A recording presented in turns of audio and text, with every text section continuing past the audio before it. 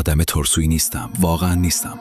ولی اگه یه شب بری تو دستشوی خونت، در رو ببندی و ببینی قفل پشت در است در حالی که هیچ کس خونه نبوده، اون وقته که همه چی شروع میشه. ماجرا 3 ماه بعد از اینکه مادرم مرد شروع شد.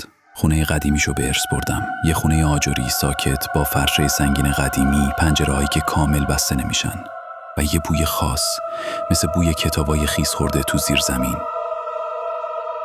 اولش فقط صدا بود. نیمه شبا صدای حرکت خیلی آروم، نه قدمای کسی، بیشتر شبیه صدای کشیده شدن یه چیزی روی چوب کف زمین.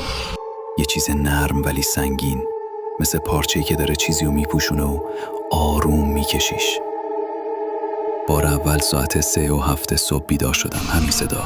اومدم پایین. نور شب تاب آشپزخونه روشن بود. همه چی سر جاش بود. ولی یکی از فرشا اون وسط کج شده بود. یک گوشش بالا زده بود. با خودم گفتم شاید خودم موقعی راه رفتن کشیدمش. شب بعد همون صدا. رفتم پایین. فرش این بار کامل تا خورده بود. انگار یکی از زیرش رد شده باشه. اونجا بود که حس کردم دارم دیوونه میشم.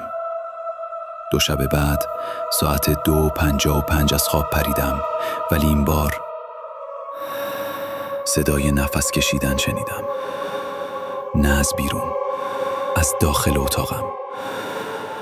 خیلی آروم، خیلی نزدیک. لامپو روشن کردم. اتاق خالی بود، اما روی میز کنار تختم یه چیزی افتاده بود که مطمئن بودم شب قبل اونجا نبود. یه دکمه سفید قدیمی و خونی. اونو برداشتم و زیر نور نگاهش کردم. خون خشک شده دور لبه‌هاش و وسطش انگار یه اثر ناخن عمیق بود. نه مثل چیزی که استفاده شده باشه، بیشتر شبیه چیزی که کنده شده باشه. صبحش رفتم تمام فرشا رو بلند کردم. هیچی نبود تا رسیدم به اون یکی فرش جلوی کمد مادر بزرگ. فرشو کامل بلند کردم. زیرش یه در چوبی کوچیک توی زمین بود. یه در زیر زمینی که هیچ وقت ندیده بودم و دستگیرش خونالود بود. تازه به هر قیمتی شده باید بازش میکردم.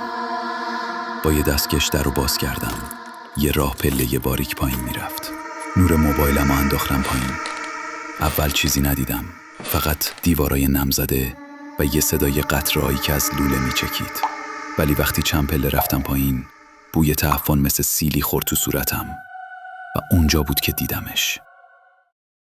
یه آدم یا چیزی که زمانی آدم بوده نشسته گوشه ی اتاق، زانوهاش بغل، موهاش ریخته جلوی صورتش. بدنش انگار پوسیده بود. لباس تنش از مد افتاده. حتی یک دکمه سفید روی پیرهنش نبود. جایی از این تنده شدنش بود که نور موبایل که روش افتاد آروم سرشو بلند کرد. چشماش بسته بود، ولی لبهاش آروم تکون خورد و گفت تو رفتی، ولی من هنوز اینجام، پشت همه فرش‌ها، تو همه شب‌ها. دلم میخواست جیغ بکشم، ولی صدام در نمی اومد. دویدم بالا، در رو بستم. با چند تا صندلی و میز رو شو گرفتم. ولی وقتی برگشتم تو اتاقم، یه فرش دیگه، این بار توی اتاق خوابم، یه گوشش بالا زده بود و رو بالشتم یه دکمه دیگه افتاده بود. قرمز. نو.